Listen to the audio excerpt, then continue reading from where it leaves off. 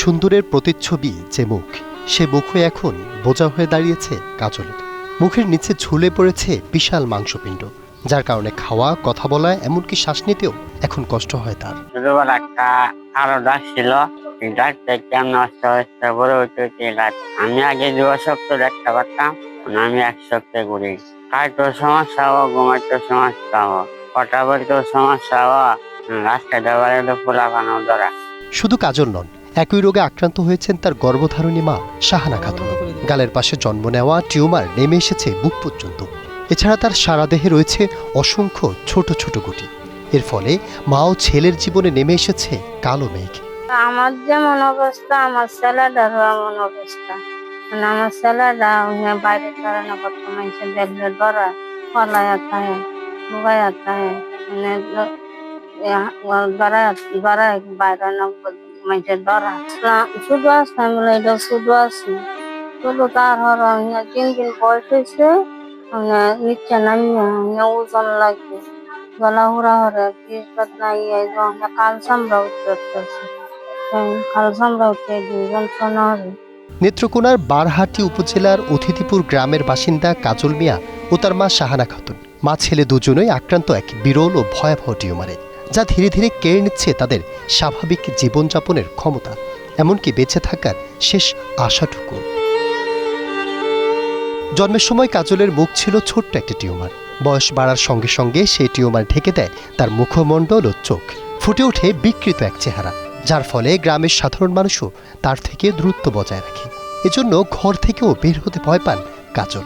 ফলে একাকিত্ব জীবন এখন তার নিত্যদিনের সঙ্গী। কাজল মনে করেন রাস্তাঘাটে এমনি ভিক্ষা করি একদম চলে, আর হ্যাঁ আম্মাও অনেক যন্ত্রণা, জ্বালা যন্ত্রণা করে। তার আম্মায় তো অনেক কষ্ট করে, হ্যাঁ কষ্ট করে, এরা তো কিছুই নাই বলতে। আগে তো ভিক্ষা টিক্ষা করতো, ভিক্ষা দিলে ধরায় ভিক্ষা তো যায় না। অনেক তো চলবো কিবা চলবো, হ্যাঁ তার তখন হ্যাঁ যাইলে মাগলেও কেউ দেয় না, অনেক তা হ্যাঁ এবার চলতে হারাই।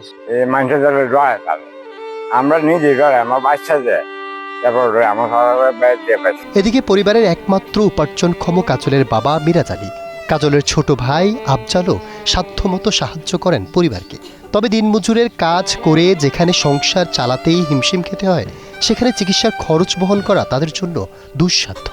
অভাবের সংসার, তখন টাকা পয়সাও নাই, চিকিৎসার টুকটাকে এই কিছু করছিল, তার অনুযায়ী হয়েছে না, চিকিৎসা হয়েছে না। তখন আস্তে আস্তে বড় হয়েছে, আর এইগুলা বাড়ছে, সামর্থ্য না থাকার কারণে ওইগুলা পারে গেছে।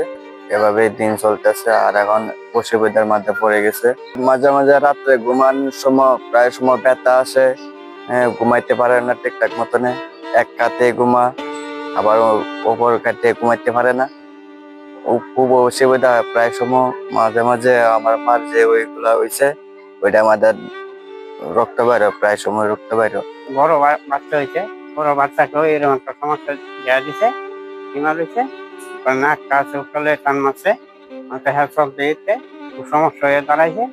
গ্রামে যাইলে ফুলাবানির দিকে ডরা, আধা হাজারে যাইলেও ডরা।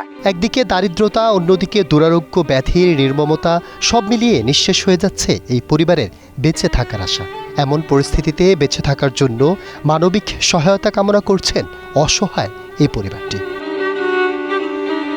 Desk report, star news.